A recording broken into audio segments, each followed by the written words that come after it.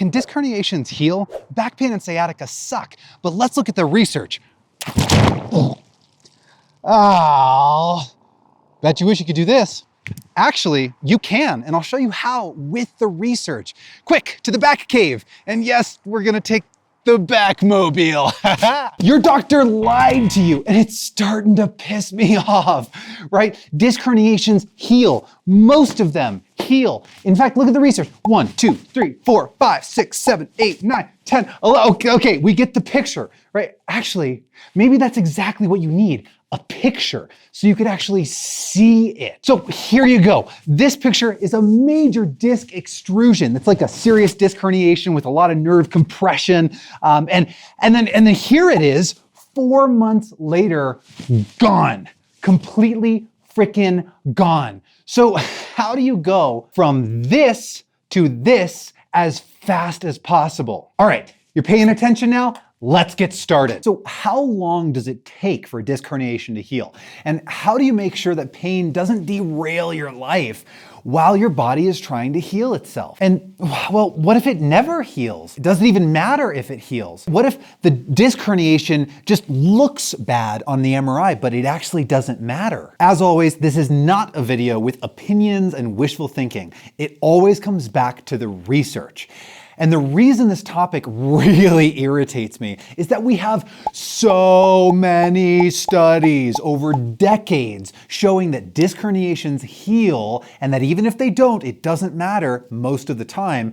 And yet, doctors can't be bothered to read the research. Instead, they scare the daylights out of their patients with models like this or x-rays and telling you your spine is all jacked up and you need to fix it or you're gonna leave in pain forever, or give you surgery that you don't need.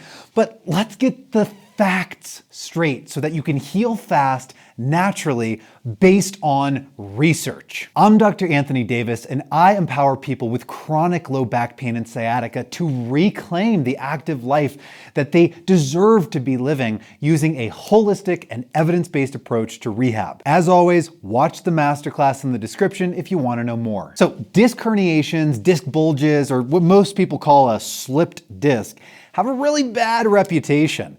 And you've probably been told many of the following myths: that disc herniations are a serious injury, that disc herniations never heal, that they only get worse, that bending your spine will only make it worse, or that you need medications or injections or ablations or surgery in order to get out of pain. And remember, I said all of these things are myths. They're 100% false, and I'm going to show you tons of research to prove it. So first of all, herniations can and do heal on their own without surgery. So this study showed that after 1 year, 63% of people with a herniation saw their herniation shrink in size by more than 30%. And the worse the herniation is, the more likely it will go away, with 96% of sequestrations healing completely. So disc herniations don't get worse over the time, they usually get better. And this study looked at herniations over a 20-year time period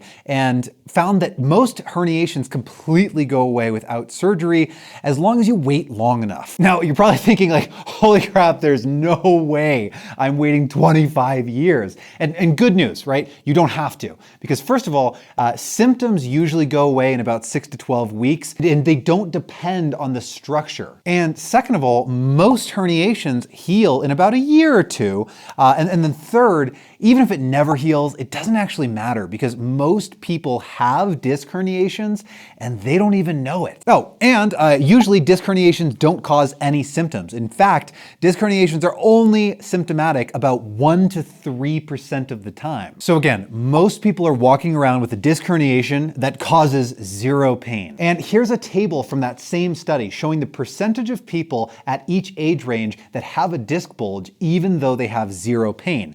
And you can see that even in young people at 20 years old, 30% 40% of them have a disc bulge. At 30 years old, 40% of them. And then 50 years old, 60%. So basically, take your age plus 10, and that's the percentage of people at your age who have a pain-free disc bulge. In other words, a disc bulge that doesn't matter. So the MRI finding actually doesn't tell us anything about pain, right? Unfortunately, it's kind of just giving surgeons something to operate on. And this is a huge problem because although in rare cases surgery is necessary, most of the time it's not. And sometimes surgery doesn't even get better outcomes than a placebo. On top of this, we see that in both this study and this study, the symptoms and pain tend to go away whether or not the disc herniation heals, and that what is on your MRI has no correlation with your symptoms. Oh, and if that's not enough,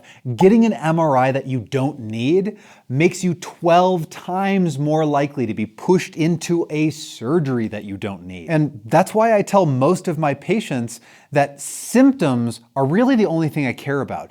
As long as there are no major crazy things like a fracture or a tumor or something like that, I don't really care about your MRI, whether it's a disc bulge or herniation or extrusion or sequestration or just disc degeneration, it doesn't really make a difference. So as long as we're watching out for red flag symptoms like progressive strength loss, major atrophy, saddle anesthesia, or incontinence, then we really have nothing to worry about. Okay, so now I'm going to tell you exactly what you can do at home to speed up your recovery. So the good news is that about 90% of people with disc-related pain get better on their own within about 6 weeks. Now, if it's been more than 6 weeks, don't worry, there's still tons of hope for you as long as we do the right thing. But if this is a recent injury, then just try to get back to normal life as quickly as you can tolerate it, because time is on your side, right? Pain is normal. It's a part of healing. It doesn't mean that you're making anything worse. So we want to keep working, stay social, manage stress,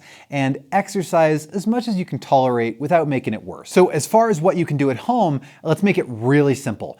Do one thing for pain relief and do something for strength and functional recovery. So for pain relief, honestly, anything that feels good works. If you like ice or heat or myofascial release or massage guns or whatever, if you like it, do that. And then for exercise, try to find the hardest exercise that you can tolerate with mild or moderate pain, as long as it doesn't leave you feeling significantly worse afterwards, and then gradually work your way up. Basically, just ease off a little bit and then slowly ramp things up. Or in other words, calm shit down, then build shit back up. And don't worry about a bunch of fancy corrective exercises for your core strength or muscle imbalances, because that stuff doesn't matter at all. Like this study showed that core exercises are okay short term, but they make no difference in the long term. So basic exercises like squats or even just walking is just fine. I'm serious, just walking is a good enough place to start your journey. And if that's still too hard, just try some gentle seated cat-cow. And while we're talking about exercise, you might have been told that bending your spine or spinal flexion is bad. But weirdly, like in this study, we should find that bending forward actually sucks the disc herniation back into place. So bending forward is actually good for the disc. Don't believe me? Well, here's a picture showing a disc herniation and how it gets smaller when the person is bending forward. That's pretty cool, right? So what about hands-on treatment like chiropractic or acupuncture or massage? Honestly, if you like those things and you feel better afterwards, then go ahead and do it.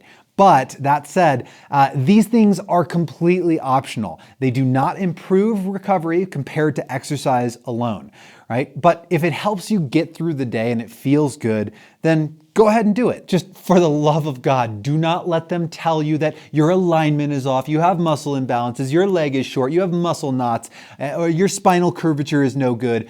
None of that is true. I have tons of videos exploring the research and debunking those old, outdated myths. Now, what most people overlook about their rehab is how the rest of your life impacts your pain and your recovery. So you're also going to want to address your mental health, your fear, your stress, any smoking or alcohol use, nutrition, and of course, sleep and recovery. Because chronic pain is multifactorial. For example, this study showed that depression is just as likely to be a major contributor to pain as a disc herniation. Okay, so what about surgery? Should you let some surgeon cut you open and remove your disc herniation? The short answer is no, probably not unless you have red flags. So red flags like cauda equina syndrome or progressive neurological deficits typically require surgery. Right? Cauda equina syndrome is basically severe nerve compression in the spinal canal, and it can require emergency surgery. So how do you tell if you have red flag symptoms?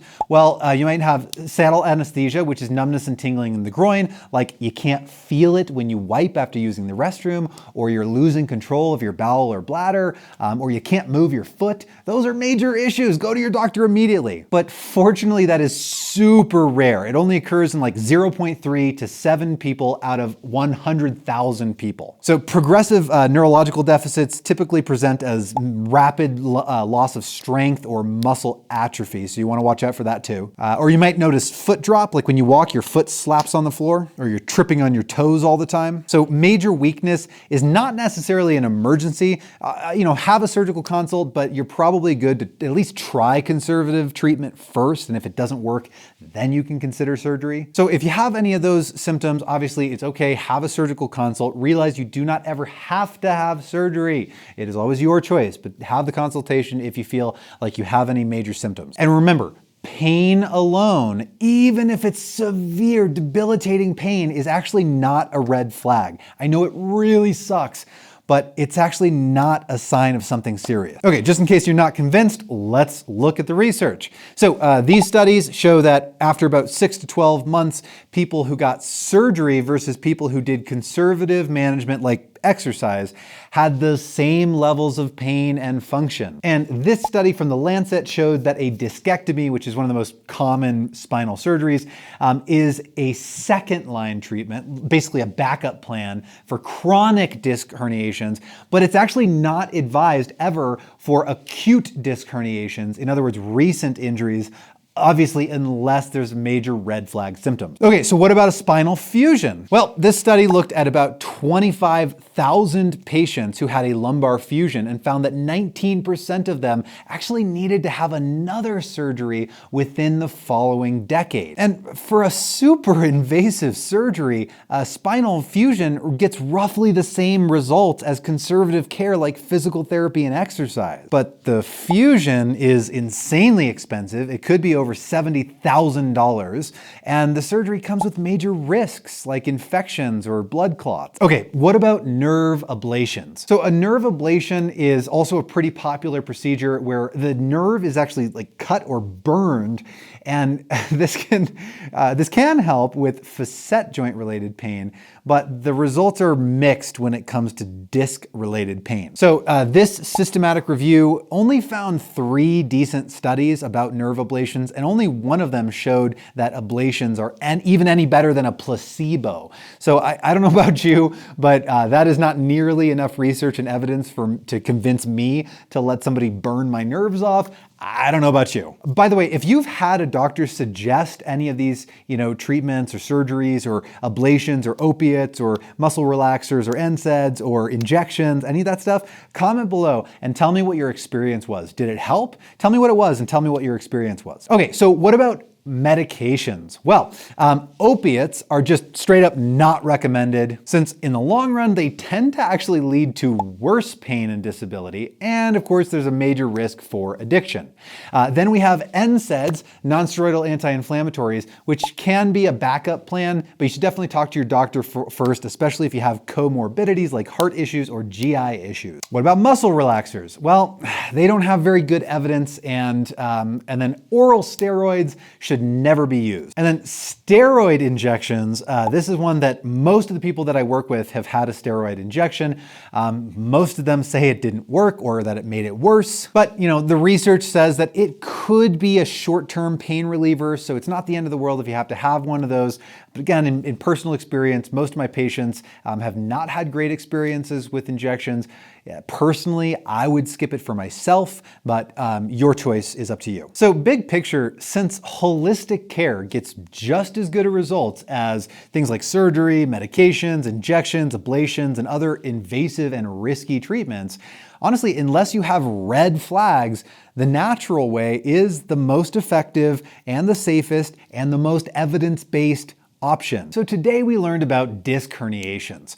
Herniations usually get better on their own in about a year or two, and most herniation-related pain goes away in a couple of months. So even if it never heals, it actually doesn't matter, because most people are walking around with herniations and they usually don't cause pain. We learned that conservative care like exercise, stress management, sleep, and nutrition are safer and just as effective than invasive and risky treatment. So the foundation of your rehab program should be education and a customized exercise plan. So now that you know that disc herniations heal and how to speed up the healing process, you probably want to know which things you want to avoid so that you have the best chances of recovery. So if you want to know the 4 things that you should avoid for disc herniations, then watch the video that's appearing on your screen and I will see you there.